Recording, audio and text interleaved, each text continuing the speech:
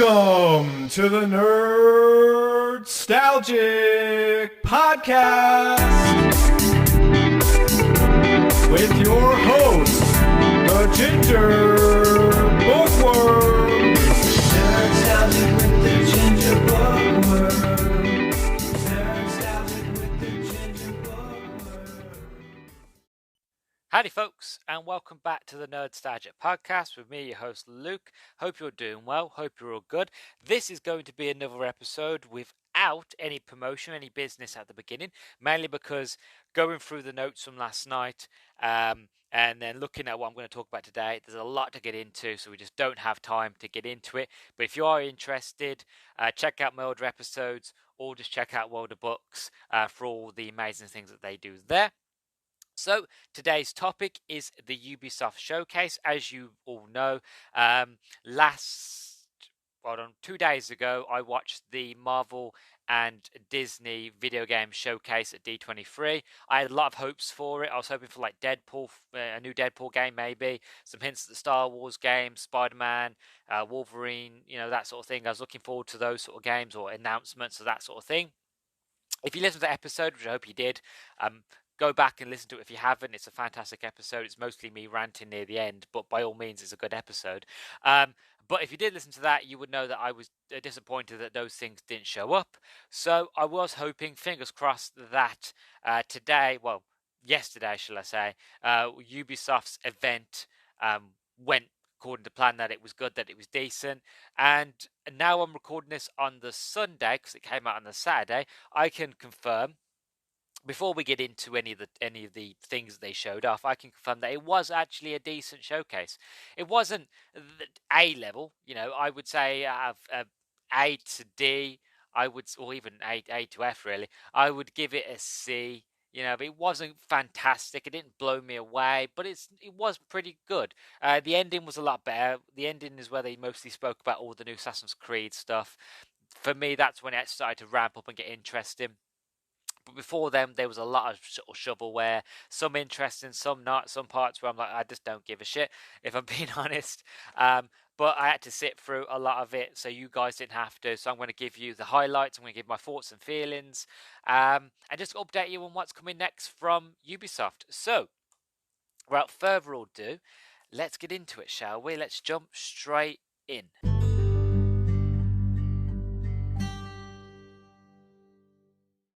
Right, so the event. So the Ubisoft event, it went, like I said, it went quite well. It was almost 2.5 hours long. It went for quite a while, a lot longer than the Disney one. I promise I will stop going on about the Disney one soon. I just want to say, like, the Disney one was like 23 minutes long, didn't even the full 30. And then Ubisoft, basically, I know Ubisoft's a big gaming company, of course they're going to be longer, but it's kind of the fact of, come on Disney, come on Marvel, come on, look at what all the other people are doing. They're doing at least 30 minutes of stuff, not almost 20 to 23 minutes. But I digress. I'm not going to get into that anymore. So like I said, it was a long one. As mentioned, some things were good, some things were bad. They started off the show with Mario Rabbids Sparks of Hope. I think this is like the second or third Mario and Rabbids game. I haven't played any of them. This was a long gameplay, so it showed a lot more sort of in-depth of how the game plays. It's like an RTS sort of game, strategy game, in the vein of Mario mixed in with the rabbits. There was another update as well for this game, that when this game comes out, there's going to be a season update. I think they called it a season update, where they're going to bring in Rayman. Because I was sitting there thinking, because as I was watching it, I'll be honest, I'm not that interested in the game. It looks interesting, but I don't have a Switch, so it's not really a game that really sort of I have ever played or I would ever play. But I'm sitting there thinking, I miss the old days of Rabbids, because anybody who ever played the Rayman Rabbids games will know that they were just like they were the minions before the minions. They were just Ubisoft. Poster child, the advertisement. Whenever there was anything to do with the, Ubisoft, you could bound that the Raven Rabbits would always be there. Because I think I went as far as they made loads of those games with Rayman, loads of party games, and I think there was a Connect game at one stage. And I'm sitting there thinking, where's Rayman? Because I miss Rayman. I loved Rayman. Like everybody sort of grew up with, if it wasn't Mario, if it was Crash Bandicoot. If it wasn't Crash Bandicoot, it was Spyro. And if it wasn't Spyro, it was Jack and Daxter or Ratchet and Clank. For me, I remember, I think one of the first games I played when my dad had the demo on PC, this is like the early 2000s, was Rayman 3 on the PC. And I only played the demo. And I used to love that. I loved Rayman. I had Rayman on the Game Boy and all that thing. So I miss Rayman, and I haven't played Rayman Origins, but I played Rayman Legends, which was a game that came out 2014, 2015 from Ubisoft. Um, but I do miss it. I miss Rayman. I feel like Assassin's Creed has really taken over for Ubisoft, and they've lost their way, and they've lost all their old sort of IPs and like characters, and they're just focusing on what it seems. All they focus on nowadays is, if it's not Assassin's Creed, it's Rainbow Six, and Watch Dogs, and that's it. And that's all they really focus on. And I kind of miss their old days, like Beyond Good and Evil. That Beyond Good and Evil 2 has been in sort of development hell for donkey's years, and probably will carry on being in development hell for a very, very long time. But yeah, I was sitting there thinking, where's Rayman? I miss the days of Rayman, and they brought out like we're bringing Rayman in as like a DLC, as an update later on. So I thought that looks all right. Like, I never played the game, but the game looks all right. If anybody's interested in Rayman Rabbits, there's a new one coming out, so fingers crossed if you're interested. That's good for you, but not for me. The next one was Skull and Bones. This is the kind of if you played Assassin's Creed Black Flag, it's kind of that in the vein of Pirates, but in like its own universe, something to do with the assassins. Again, this is another game that's been in development hell for a very, very long time. It's changed narrative, it's changed concepts, it's changed directors. This game's like been in so many different positions, different states, been in development hell for years. It's meant to come out and then it gets pushed back, and it gets pushed back. Then the development changes. Then they start from scratch. This game has just been in development hell, so it's good to see in-depth look into how the world's going to work, how the pirating's going to work, and how you can customize your ship, and how you can have ship armor, and having the armor on your ship makes you go slower, but you've got more defenses. And you can change and customize the way your ship looks with the paints and the different sort of guns. If you want mortars, do you want cannons? Do you want broadside cannons? Do you want frontside cannons? That sort of thing, and how you can kind of like a more. If I had to give it a really an easy sort of layman's term to explain, think Sea of Thieves, but for adults. More gritty, more sort of realistic, that sort of thing. I'm a big fan of Pirates of the Caribbean. I love pirates anyway, so this game looks right up my alley. Will it sort of be as good as? Again, it's kind of the issue that I had when I was talking about the Disney Expo, when I was talking about the terrible named kart racer, Disney kart racer, Speedstorm, whatever it was called, whatever terrible name it is. Kind of hard to judge of that one. It's kind of hard to judge with this one exactly how the game's gonna feel, because like it looks good, and from what you're telling me and the features that's going to be with it, and I could do like a raid, and I can go online and take other people's ships out and loot their ships, and I can take out fortifications with other pirates and friends, and I can be a trader, I can be a bloodthirsty pirate, I can play any way I want. That's all great, it's all fantastic, but until I get my hands on it, it's one of those where I can't say like if it's going to work, you know, or if it's going to be as sort of fulfilling as you're making it out to be. So for now, I'm on the fence, because reason being is because I want to be excited for this game, but as I mentioned, this game has been in development hell for so long that I am currently on the fence of like, I want to believe you, Ubisoft, that this game is going to be, pardon me, is it going to be as amazing as you're promising? But for now, I just can't see it with or say anything without actually getting my hands on it. So I won't buy it day one. I'm not pre-ordering that because I don't want to get burnt. I've been burnt too many times.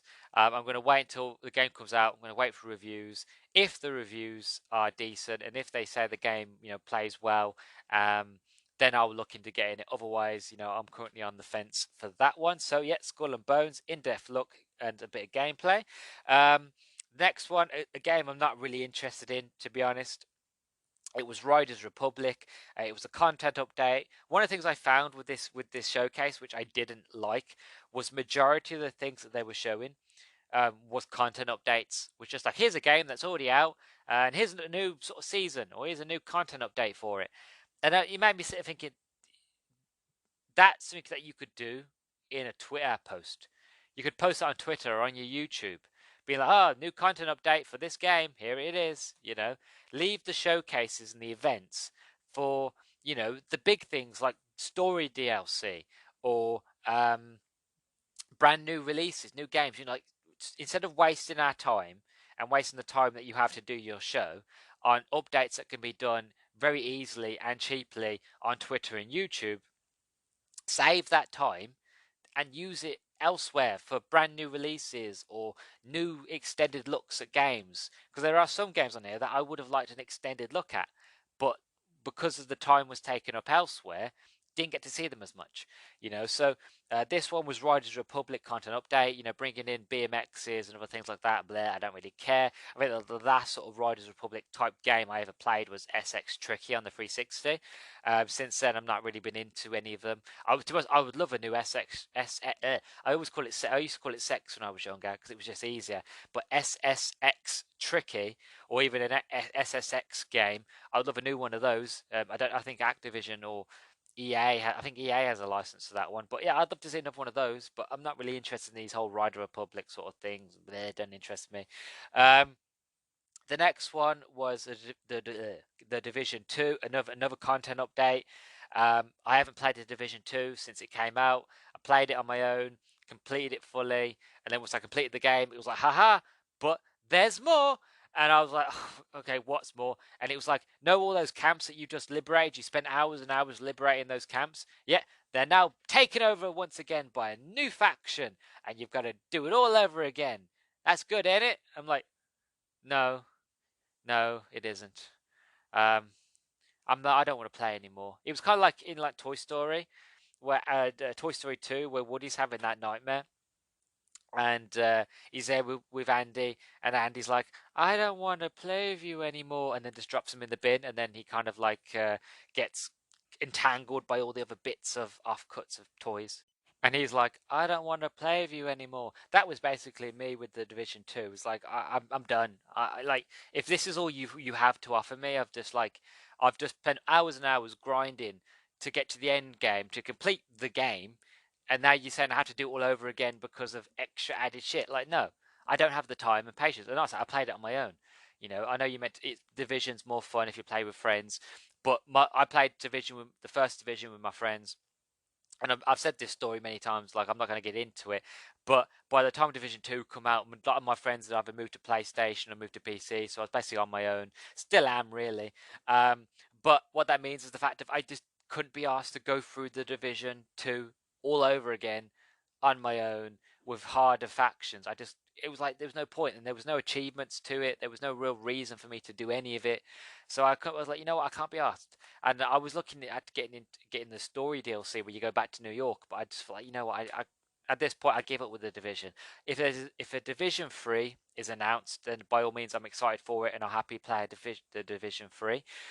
But for now, I think they're just kind of doing what Bungie's doing with Destiny 2, where it's like, well, instead of making a sequel, let's just keep updating Destiny 2. And I think that's what they're doing here with the Division 2, is that they're just constantly updating it. And it's cheaper and easier just to update a game than having to make a new game and then having to republish that one. But I think they've made a way around it, which is quite sneaky, which I'll get onto in a minute.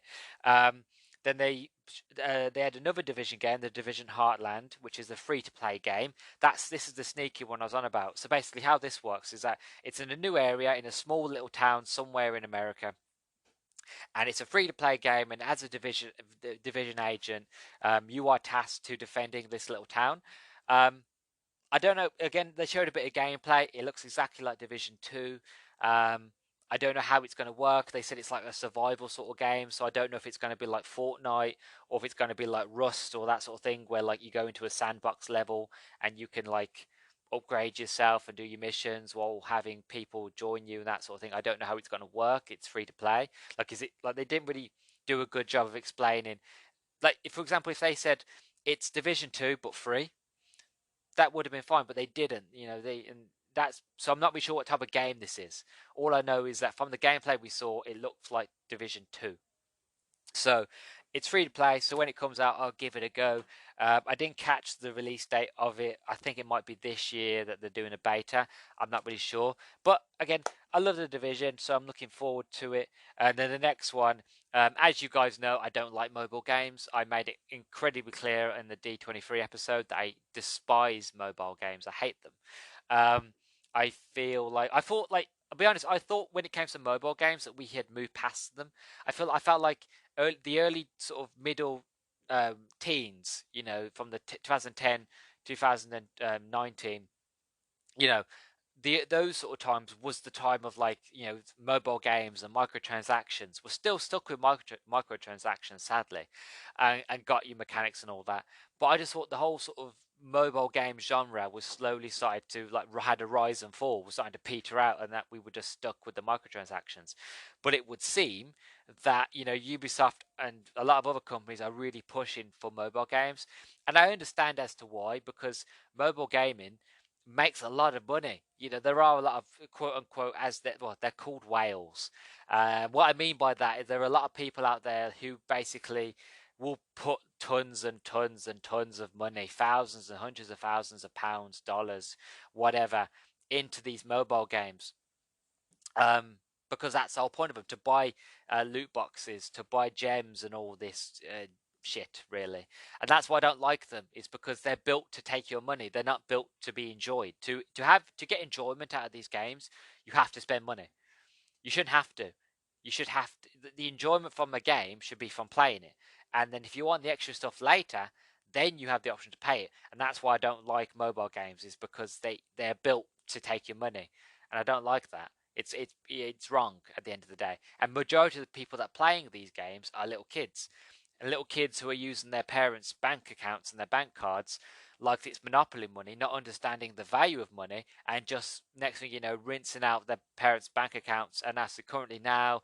I'm not going to get into the whole politics, but the whole thing's going on with the UK and gas and electric and prices going up. Like, it's just scummy.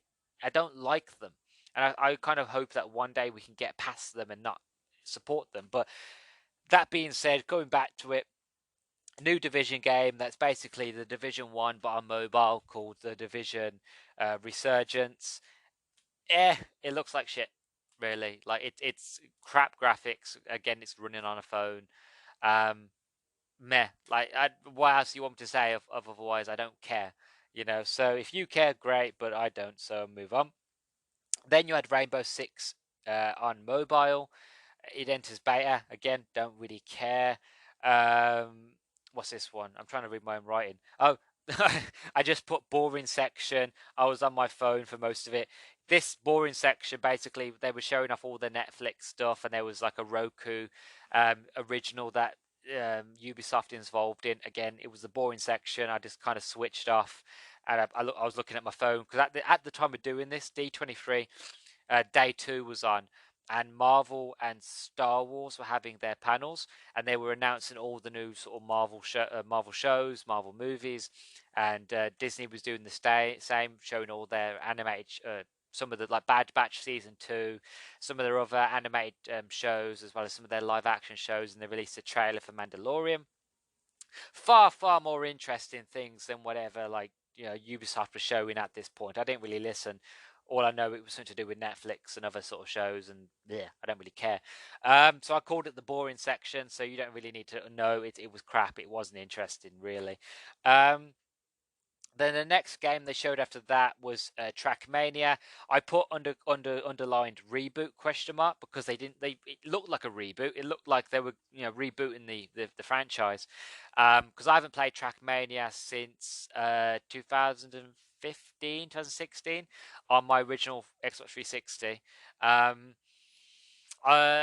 don't know what else to say, really. Look, I don't know anything about this game. They didn't say anything. All they showed is some gameplay, and they just put Trackmania. No details if it was a reboot or anything like that. So a new Trackmania game coming out soon. Then you had Rocksmith Plus. I remember having the original Rocksmith on the Xbox 360. I actually got a guitar. I got the whole sort of set up and everything to play it. Never used it. It just collected dust. I've still got the game. oddly enough, for the 360. I've got the cable and everything. I've even got the guitar, but my brother broke the guitar mostly, so the guitar really doesn't work. So, um, but yeah, it was one of the things that I always wanted to get into. Wanted to learn to play guitar as well as like playing the Xbox and kind of, I love Guitar Hero and Rock Band and all that. So I thought, oh, the realistic, I can actually learn to play guitar while having fun and not realize it. Never got round to it. But it's a new app, Rocksmith Plus. I think it connects to your tablet and you can play it that way. Rocksmith is actually really, really cool. I never really used it, but like I have looked into it, and obviously, like I said, I've had the first game, and I liked what they were doing. I liked the whole idea behind it. So I've got nothing negative about to say it because I haven't really had an experience really properly using it, and I like what they're doing with it. So I think it's a pretty cool thing that they've got. Just Dance, I actually put in capital letters. I don't care. Move on, please. I write a little comment like when I'm doing my notes. I always write in little sort of first thing pops into my head, little jokes. I'm like I don't care, or just like little funny things I think would be funny while I'm doing these recording sessions, and it just made me laugh. Of like I put in big capital letters, I don't care, question mark, move on. So that was that. So that was all the shovelware. That was some of the interesting things, mixing with things that weren't really that interested in. Mostly content updates, really. I'd say if I'm being honest, the only thing that really took my fancy was Skull and Bones. And then Trackmania looked interesting, but there wasn't enough there to say anything. And then the Division Heartlands, again, not much to say apart from being a free to play Division game. So yeah, there wasn't a lot there for that one. And that's where the Assassin's Creed showcase started. So I'm going to take a quick break, and then we're going to talk about the Assassin's Creed showcase. This is the most interesting part. So if you've zoned out and you're not really listening, and you've gotten to this far, you want to listen to this next bit. But I'm going to take a quick break, have a drink, and I'm going to have a relax, recuperate, get my notes in order, and then we're going to get into it. So let's go to a break, shall we?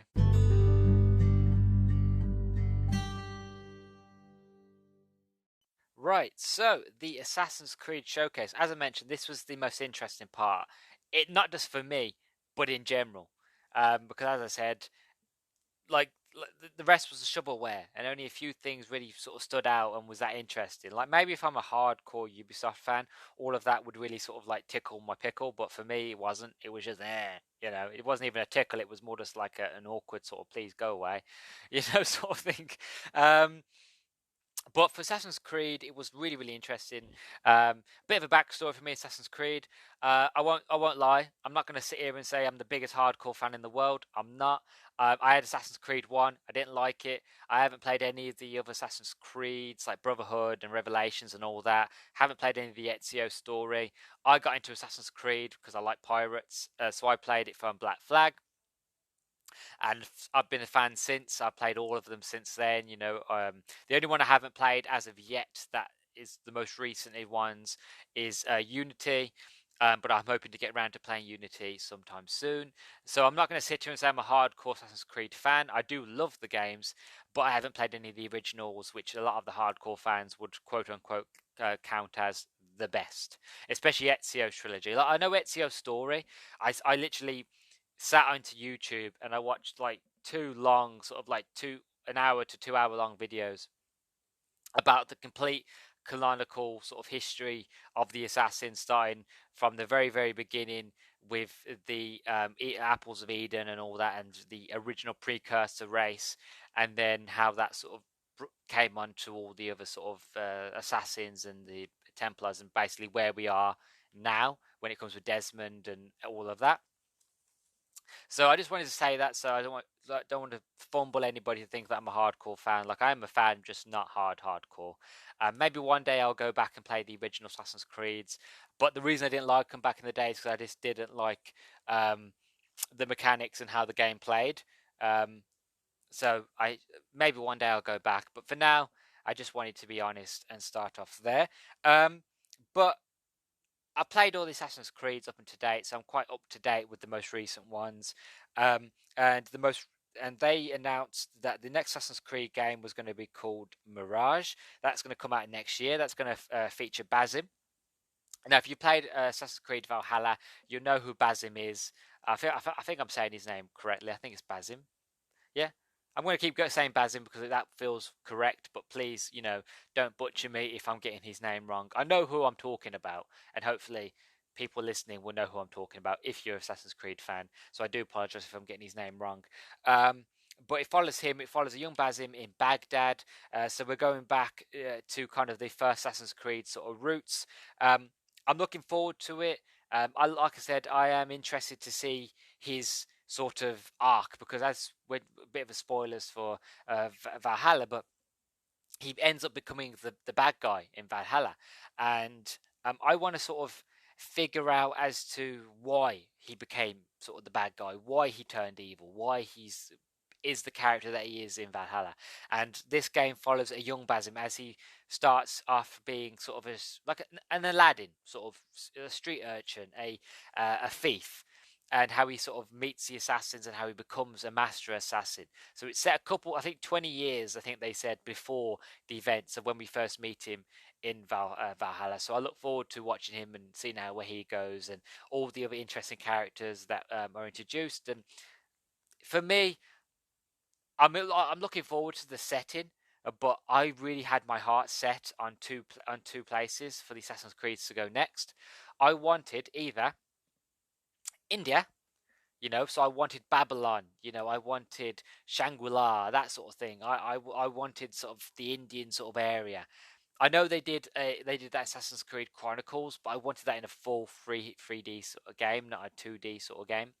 Um, so wanted either India or one of my ones that I really wanted, my most favorite place to go, because we do know if you've played Syndicate or you played any of the other games like Black Flag, there are hints that the Aztecs and the Mayans had assassins.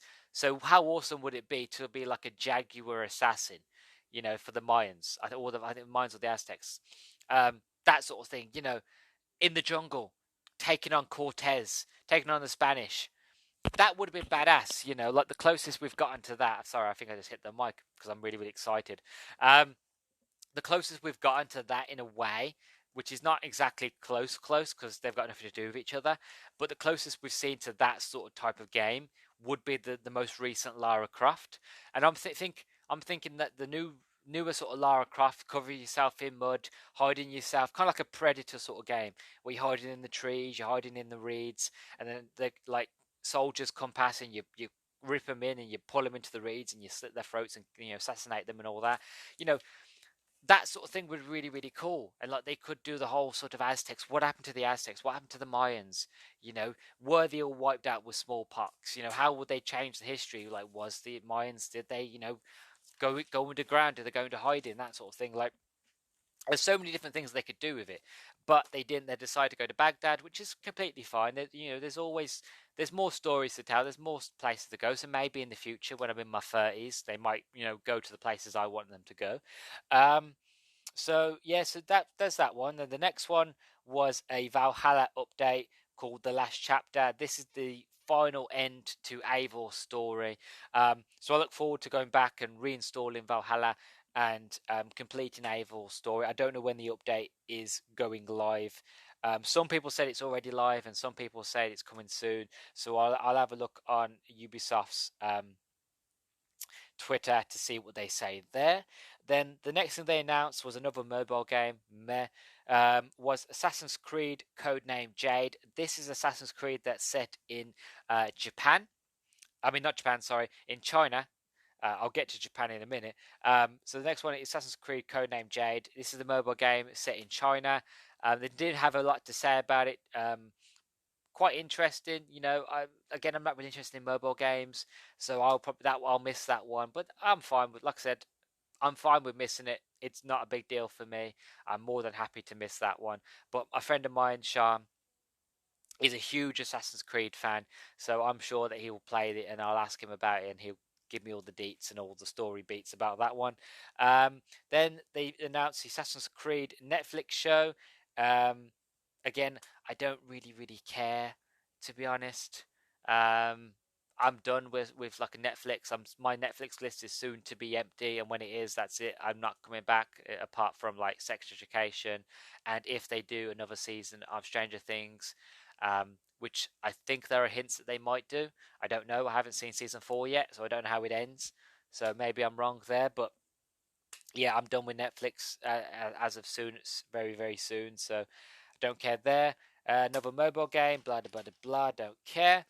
Then they had Assassin's Creed codename Red. This one is set in Japan. So this one's in the far, far future. This one's going to be like the next, I think, might be the next mainline Assassin's Creed after Mirage.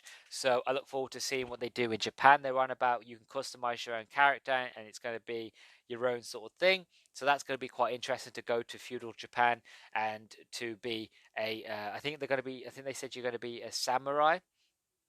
So that's going to be quite interesting. I think I might be wrong there because I was just so elated of just like amazed of the new things that are going to come. Like they announced so many things over and over again. I was like, wow, you know. So it's set in Japan, so I'm looking forward to that one. There's not much they said about it apart from the setting.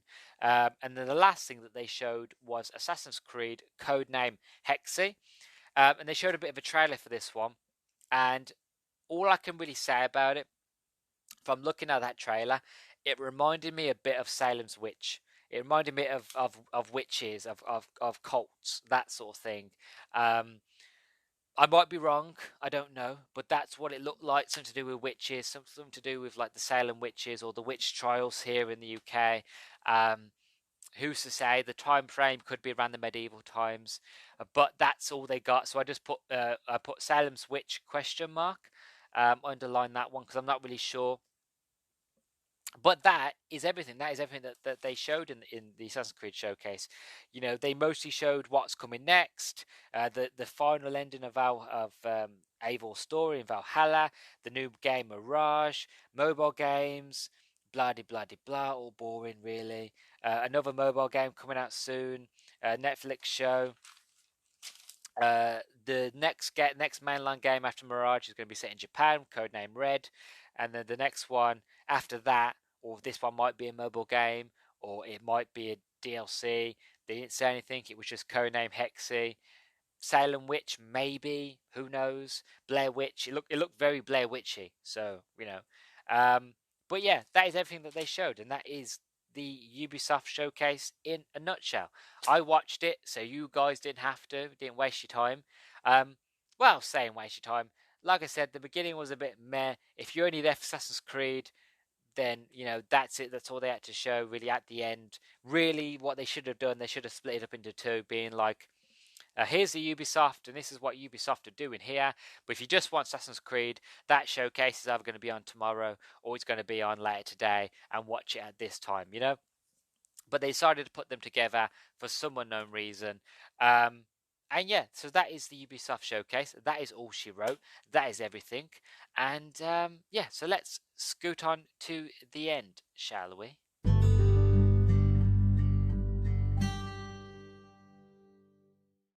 And that's it. That is all she wrote, folks. That is the end. Did you watch the Ubisoft showcase live? Did you like it? Did you not like it? How about all the things that I mentioned? You know, or anything sort of interesting you? Anything that, like, again, like me, you don't care for mobile games and you don't care for a lot of the stuff. You just want one or two things. By all means, let me know down on my Twitter at Nerdstalgic Pod.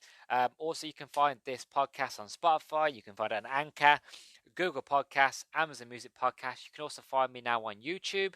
Just type in the Nerdstalgic Podcast there and look for my flaming face, and you'll find me and all of my back catalogue. I'm currently updating it with some newer episodes. I think I'm currently, notwithstanding this episode, I think I'm currently main quest episode 34, and on my YouTube I am currently on episode 23 or 24.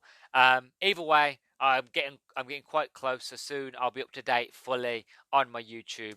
So if there's any episodes that you missed or any episodes that you want to check out again, by all means, check them out there on YouTube. That's where it's most accessible. Most people have a YouTube, so by all means, check me out there at nerdstalgic_pod on YouTube. And if you're listening on Spotify, don't forget to rate down below. If you go on my Spotify account, there'll be a little star rating. If you click on the star rating, you get given an option between 5 stars and 1 stars. 5 stars being the best thing you've heard in your life. 1 stars being Vogons doing poetry. Absolutely vile. Your ears are bleeding. Turn it off. I'm going about to die. whatever you feel like is fair, 5 to 1 stars, 2 stars, 3 stars, whatever you feel like is fair, give me that rating. It is helpful and I appreciate it greatly. And yeah, that is everything. So, as always, thank you for listening to the Nerdstalgic podcast. I appreciate you and I appreciate your time to give me a listen out of your day. And I hope to see you in the next one. So, as always, bye bye, and thank you for listening to the Nerdstalgic podcast. Ciao.